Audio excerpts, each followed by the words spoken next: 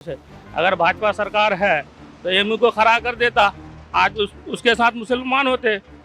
अब वो तो कर ही नहीं रहा है यहाँ के मुसलमान। देखिए, दम भरना सबकी अपनी अपनी बात है, सब भरता है। माहौल तो अब सबको बताएगा, जनता यहाँ की बताएगी। मुस्लिम समुदाय तो उसके का हाल आपके यहाँ जदयू और कांग्रेस में कांटे का टक्कर है। कोई जोड़ नहीं सकता है। ऊपर वाला जोड़ेगा, जो जोड़ेगा तो नीचा वाला नहीं जोड़ेगा। बहुत नाराज लग रहे हैं। नाराज का बात क्या? हम तो आप सुने थे सीमांचल में लोग बड़ा दिल खुश होता है। अभी आप ही के किशनगंज में सूफी संवाद।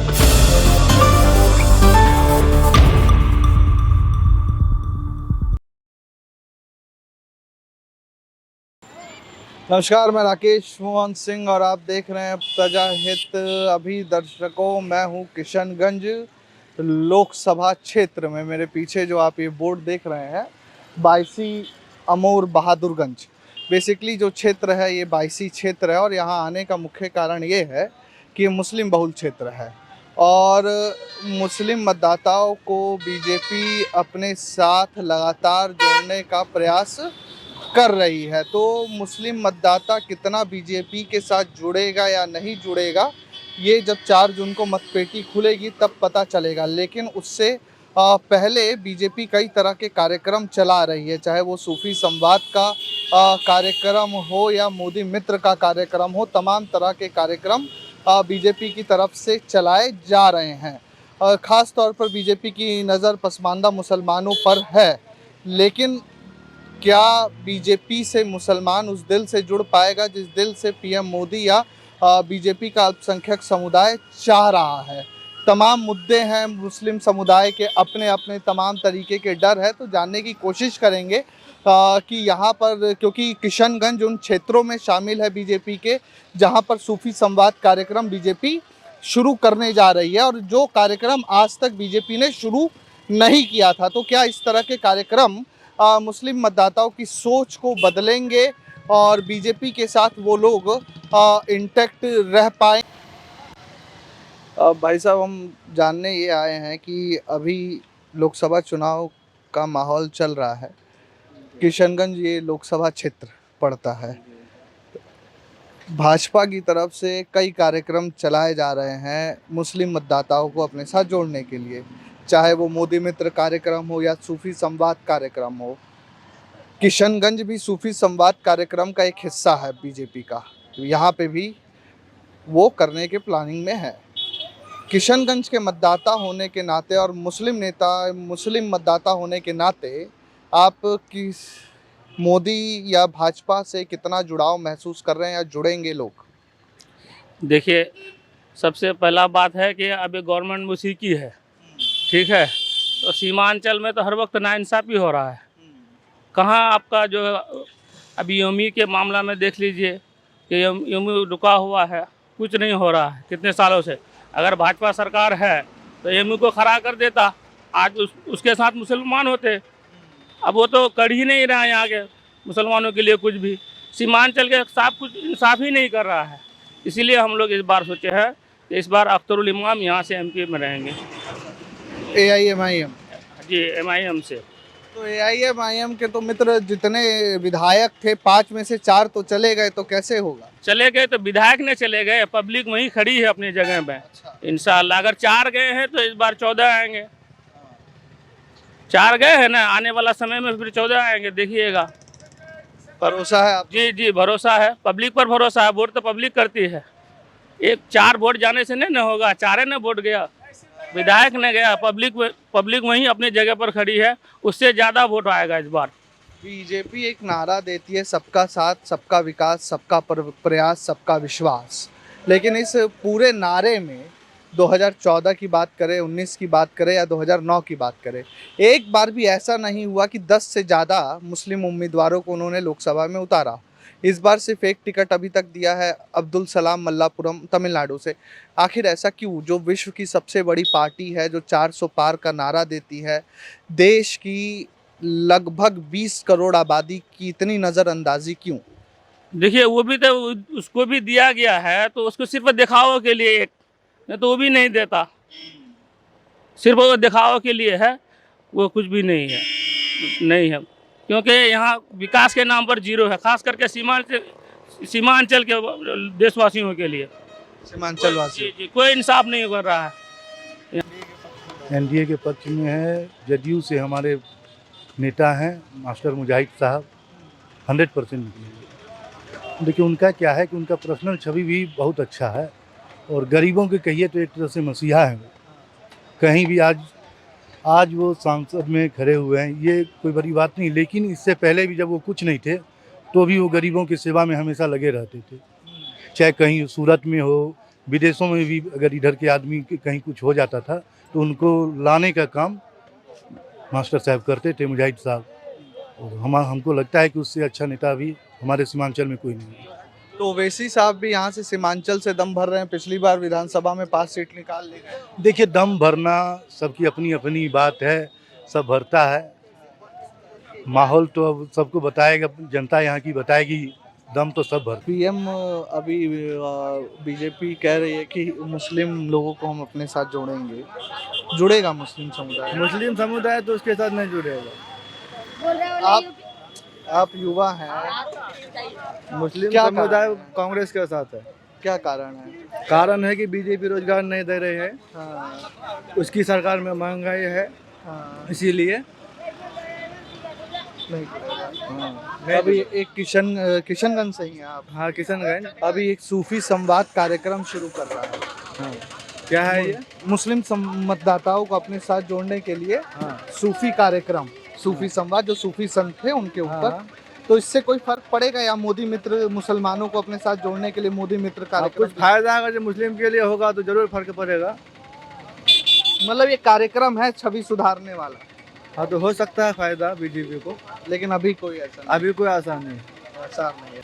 यादव जी किसके साथ हैं इस बार, लालू जी के साथ कि नीतीश या पीएम मोदी? कब इधर आ हम लोग तो अभी तो फिलहाल मोदी के पास हैं। मोदी के पास हैं?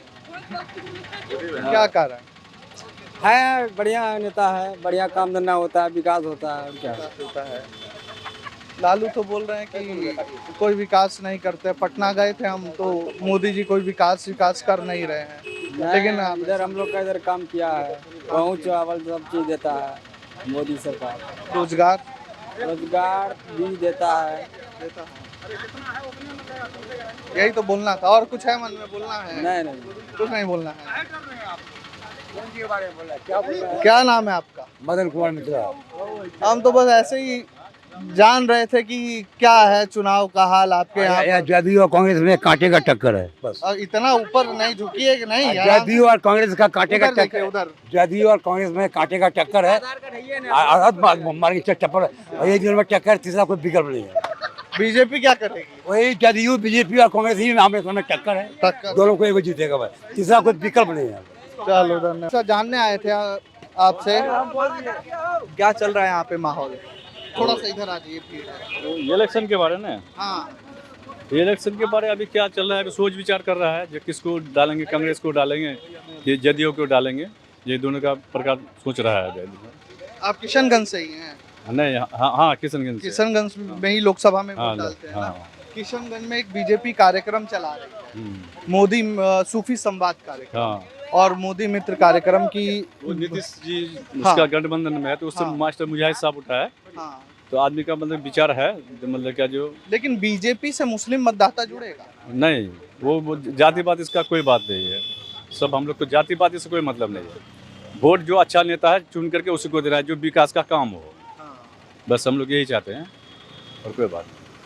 और पीएम लगातार प्रयास कर रहे हैं कि मुस्लिम मतदाता हमारे साथ ज़्यादा से ज़्यादा जुड़े। आपको कहाँ कमी दिखता है कि मुस्लिम मतदाता नहीं जुड़ पा रहे हैं उनके नहीं साथ? जुड़ पा रहा है, सब में जुड़ पा रहा है। अब जुड़ पा रहा है, हाँ जुड़ पा रहा है। अब फर्क आया है। हाँ भड़का है। हाँ अभी सब कोई सोच समझ करके वोट करेगा ना, सब कोई है ना, जो अच्छा आदमी है तो अच्छा आदमी को तो देवे करेगा। नीतीश तो ऐसे खराब नहीं है, नीतीश तो बहुत अच्छा आदमी था।